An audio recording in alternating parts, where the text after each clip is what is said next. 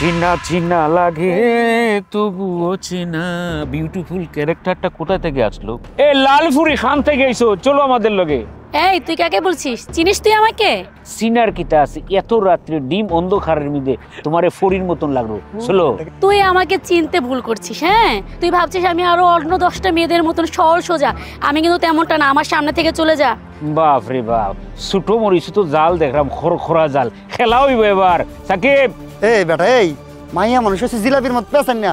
অগর তুই যত সোজা করে কবি বুঝবো না, পানি হাসাই লয়ে চল। পায়ে জুতা দেখেছিস?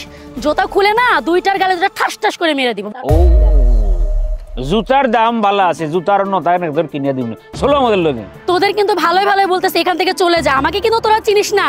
আচ্ছা তুমি কামগুলোকে সোজা হালি যাইবা নাকি হাত ধরে টাইনা লয়ে যাবো? আর বেটা মাইয়া মানুষ চল।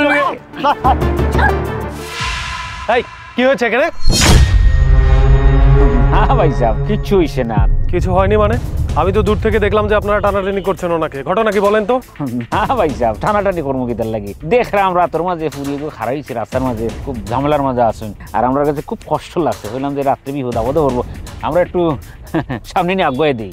আরে না না স্যার, এই যে একটা মাইয়া মানুষ মনে করেন বিপদে পড়বো, এর লাগে আমরা চিন্তা করলাম যে রাইট করে কার হয়েছে আমরা একটু আগাই দিয়ে আই আর কি। এই যে আপনারা থামুন, আমি দেখছি কি করা যায়।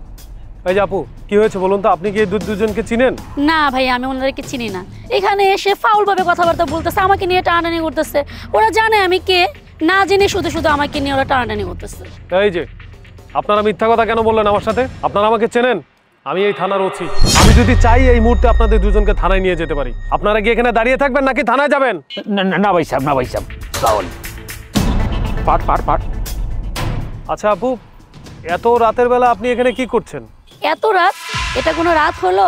আমি আমার বান্ধবীদের সাথে মিট করতে যাচ্ছিলাম। তাই বলে এত রাতে বান্ধবীর সাথে কথা বলাটা কি খুব জরুরি ছিল? আর আপনি আমাকে জেরা করছেন কেন? আপনি না আসলেও কিন্তু আমি ওদেরকে ম্যানেজ করতে পারতাম।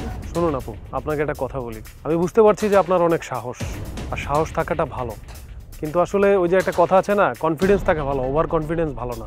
আর এই জায়গাটা খুবই খারাপ, বুঝতে পেরেছেন? ওই যে সাইডটা দেখতে পাচ্ছেন, কিছুদিন আগে কিন্তু একটা মেয়েকে ধর্ষণ করে এখানে মেরে ফেলা হয়েছে।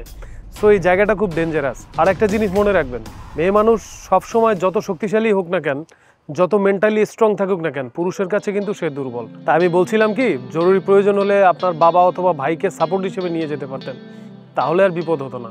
এনিওয়ে, আমি জাস্ট আপনার ভালোর জন্য বলেছি, এতে কিন্তু আমার কোনো লাভ নেই। প্রয়োজন ছাড়া মেয়ে মানুষের রাতের বেলা বের না হওয়াটাই ভালো, তার জন্য ভালো। হ্যাঁ ভাই, আসলে আমি এইভাবে কখনো চিন্তা করে দেখিনি। আসলে আমি খুবই অহংকারী একটা মেয়ে ছিলাম। ভাবতাম যে গায়ের জোরে, গলার জোরে মনে হয় সব কিছু করা যায়। আপনার কথা শুনে আজকে আমি বুঝতে পারছি যে মেয়ে মানুষ অনেক সময় অনেক কিছু চাইলেও না পারে না, কারণ পুরুষ মানুষের কাছে মেয়েরা সবসময় দুর্বল। আচ্ছা ঠিক আছে, আপনি আপনার ভুলটা বুঝতে পেরেছেন, এটা আপনার নিজের জন্যই ভালো। আসুন, আপনাকে এগিয়ে দিয়েছি। আপনি কোথায় যাবেন? আমি তো এই তো সামনে উত্তরা 10 নম্বর সেক্টরে যাব। আচ্ছা চলো।